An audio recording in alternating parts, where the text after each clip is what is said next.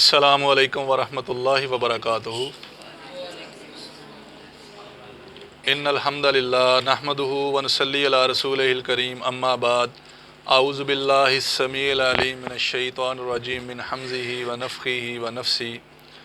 قال اللہ تبارک و تعالی فی القرآن المجید والفرقان الحمید، یا ایہا الناس اعبدوا ربکم الذی خلقکم والذین من قبلکم لعلکم تتقون۔ محترم بھائیو، آج ہم سورۃ البقرہ کی آیت نمبر 21 انشاءاللہ اس کا لفظی ترجمہ اور مختصر تفسیر انشاءاللہ الرحمن پڑھیں گے۔ اللہ رب العزت فرماتے ہیں، یا ایہا الناس، اے لوگو، اعبدوا، عبادت کرو، ربکم، تم اپنے رب کی، الذی، وہ ذات، خلقکم، جس نے پیدا کیا تم کو، والذین، اور ان لوگوں کو، من قبلکم، جو تم سے قبل تھے، لعلکم، تاکہ تم تتقون، تقوی اختیار کرو، پرہیزگار بن جاؤ۔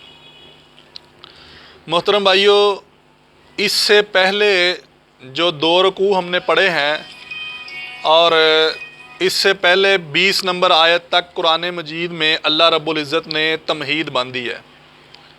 اپنا پیغام لوگوں تک پہنچانے کے لیے اللہ نے تمہید باندھی ہے، اور یہ قرآن مجید جو کہ ہدایت کا سرچشمہ ہے، ہدایت کا اصل سرچشمہ ہے، اس کو ماننے والوں کے اللہ رب العزت نے 3 گروہ بنا دیے۔ اس کو ماننے والے لوگوں کے اللہ رب العزت نے قرآن مجید کے اندر 3 گروہ بیان کیے۔ سب سے پہلا گروہ متقین، پرہیزگاروں کا۔ پہلی 5 آیات میں اللہ رب العزت نے پرہیزگار، متقی، فرما بردار، مومن، مسلمان، ان کا تذکرہ کیا۔ پھر اگلی 2 آیات میں جو پختہ قسم کے صاف انکار کرنے والے کافر ہیں، کفار کا تذکرہ کیا۔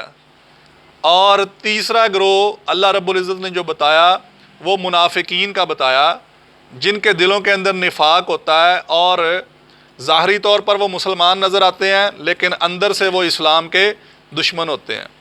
اللہ نے یہ ساری تمہید اس لیے باندھی تاکہ اصل بات کی طرف لوگوں کو لایا جائے۔ اب اس آیت میں اللہ رب العزت نے اصل بات بیان کی ہے۔ اصل بات کیا ہے؟ وہ آپ کے سامنے رکھی ہے قرآن نے، یا ایہا الناس، اے لوگو، اعبدوا، عبادت کرو۔ یہ حکمیہ صیغہ ہے، یہ امر کا صیغہ ہے۔ اللہ تعالیٰ حکمن کہہ رہے ہیں، یا ایہا الناس، اے لوگو، اعبدوا، عبادت کرو۔ طبری نے حضرت عبداللہ بن عباس رضی اللہ تعالیٰ عنہ سے اس کا معنی جو ہے وہ یہ کیا ہے کہ اے لوگو، ایک رب کی عبادت کرو۔ اعبدوا، ابن عباس رضی اللہ تعالیٰ عنہ اس کی تفسیر یہ کرتے ہیں کہ اے لوگو، ایک رب کی عبادت کرو۔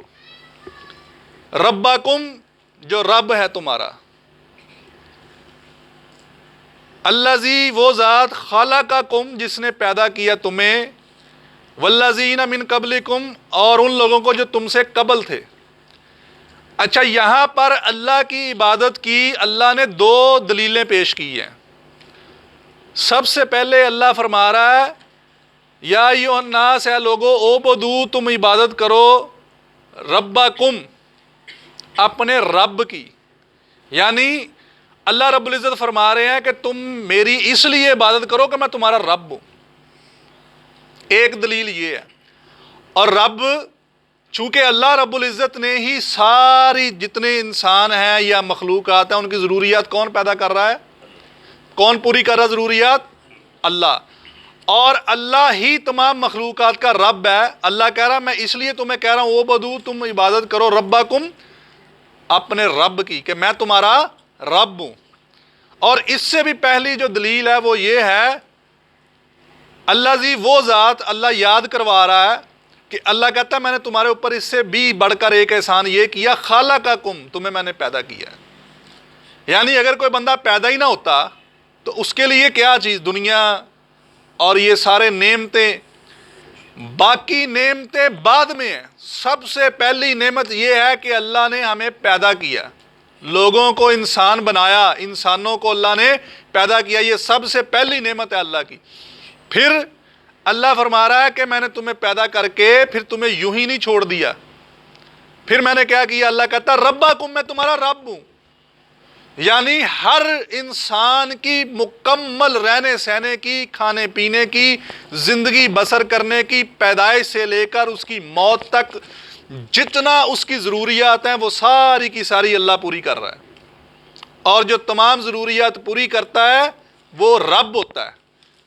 تو اے لوگو تم اس لیے عبادت کرو، او بدو، اس لیے عبادت کرو تم ربکم، کیونکہ میں تمہارا رب ہوں اور میں نے ہی تمہیں پیدا کیا ہے، اور جو تم سے قبل آئے تھے ان کو بھی میں نے پیدا کیا، اللہ کہہ رہا ہے۔ اور کس لیے یہ تم کیوں ایسا کام کرو، لعلکم تتقون، تاکہ تم پرہیزگار بن سکو، تاکہ تم تقوی اختیار کر سکو، تاکہ تم ڈرنے والے بن سکو۔ اب تقوی اور پرہیزگاری کیا ہے؟ تقوی اور پرہیزگاری یہ ہے کہ جو اللہ کی شریعت میں انبیاء اکرام آئے ہیں، جتنے بھی نبی آئے، ان سب نبیوں نے آ کے حضرت آدم سے لے کر حضرت محمد رسول اللہ صلی اللہ علیہ وسلم، اللہ نے جتنے بھی نبی بھیجے ان کو یہی پیغام دیا، او بدو، انہوں نے یہی کہا، اے لوگو، یا ایھا الناس، اے لوگو، او بدو، تم عبادت کرو ربکم، تم اپنے رب کی۔ ان سب نبیوں کے آنے کا مقصد یہ تھا کہ توحید بیان کی جائے۔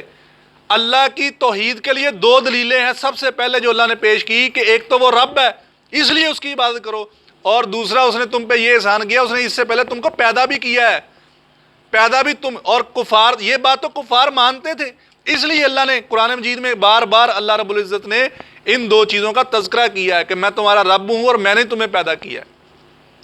تو جتنے بھی پیغمبر آئے ہیں سب کی توحید، سب نے یہی توحید کی دعوت دی ہے، اور سب کا یہی کام تھا کہ لوگوں کو پرہیزگاری کی طرف لے کر آئیں، لوگوں کو تقوی کی طرف لے کر آئیں، لوگوں کو اللہ سے ڈرائیں۔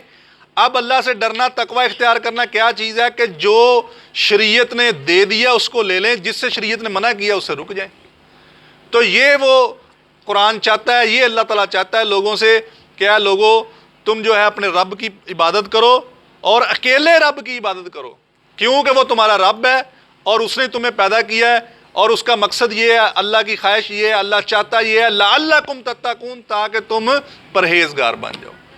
تو محترم بھائیو، یہاں پر اللہ رب العزت نے جو اصل بات کرنی تھی لوگوں کو عبادت کی طرف لانے کی، وہ بیان کر دی ہے۔ اب تمام لوگوں سے کھلا بیان شروع ہو چکا ہے۔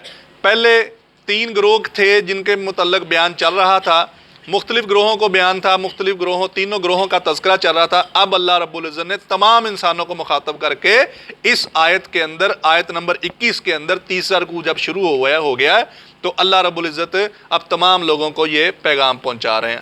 آگے انشاءاللہ تعالیٰ مزید پڑھیں گے۔ اللہ سے دعا ہے کہ اللہ تعالیٰ ہمیں قرآن کو پڑھنے کی اور اس کو سمجھنے کی اور اس پر عمل کرنے کی توفیق عطا فرمائے۔ سبحان ربک رب العزت عما یصفون وسلام علی المرسلین والحمد للہ رب العالمین۔